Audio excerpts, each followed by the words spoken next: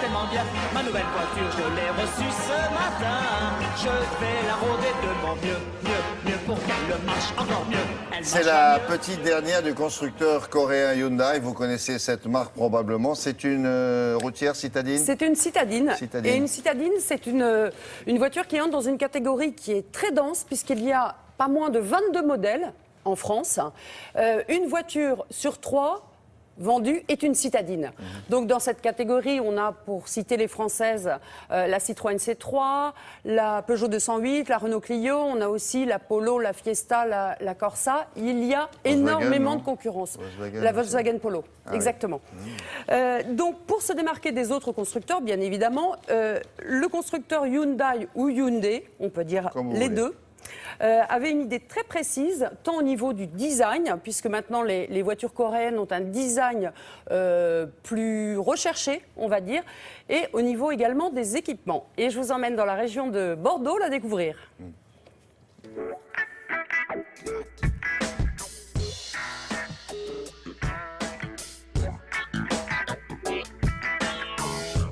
La clé de la réussite sur ce projet, c'était le travail d'équipe. Effectivement, les designers intérieurs et extérieurs ont travaillé ensemble simultanément dès le début, mais aussi avec le soutien des ingénieurs, ce qui nous a permis de d'abord créer une architecture très polyvalente, très spacieuse, et ensuite, évidemment, nous faciliter le travail pour faire un beau design. Quel était le cahier des charges? C'était de trouver la bonne balance entre une très bonne applicabilité et un style fort, qui peut paraître antinomique, mais c'était un vrai challenge pour nous designers.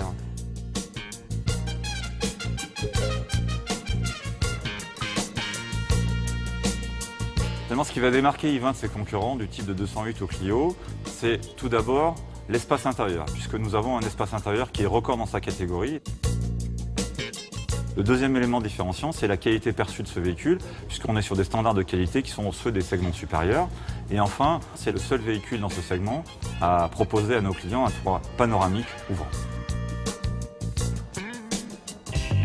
And now, the end is near. So I face that... Quand on circule dans la rue, on voit souvent des gens avec leur smartphone posé sur les tableaux de bord notamment. Il y a 30 millions d'utilisateurs de smartphones en France et pour nous, il paraissait pertinent d'offrir une solution d'intégration de cet outil que finalement tout le monde possède, alors que la réelle nécessité d'avoir un GPS et le coût que ça engendre n'est pas forcément aujourd'hui très développé sur le marché français, en particulier sur les citadines.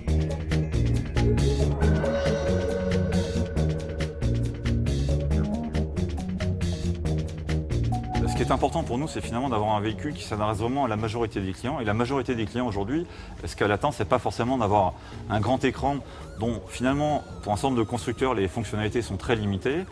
C'est plus de pouvoir intégrer son smartphone, c'est plus d'avoir effectivement un très bon rapport confort, qualité, équipement et évidemment environnement. Et c'est ce sur quoi la voiture s'est concentrée. Est-ce que c'est pas un peu prétentieux d'utiliser le nom de Premium pour Hyundai?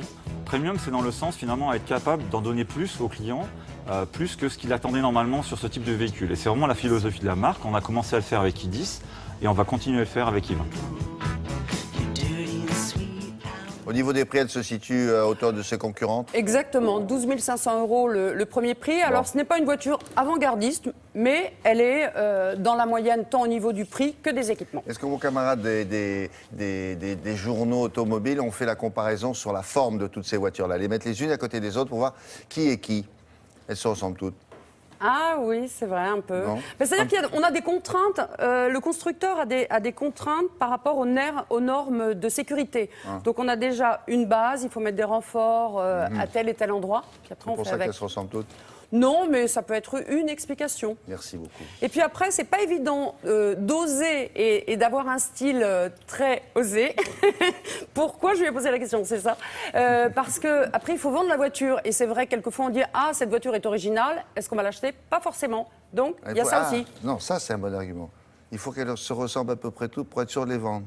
C'est pas ça, mais quand on a eu, par exemple, quand on voit la Velsatis, qui était une voiture très originale, tout le monde n'aimait pas. Donc ce n'est pas toujours... Faut pas être trop original. Non. Bon, alors te dire. C'est valable pour les voitures, pour le reste, c'est autre chose. Merci beaucoup. Allez, on fera un point sur la circulation.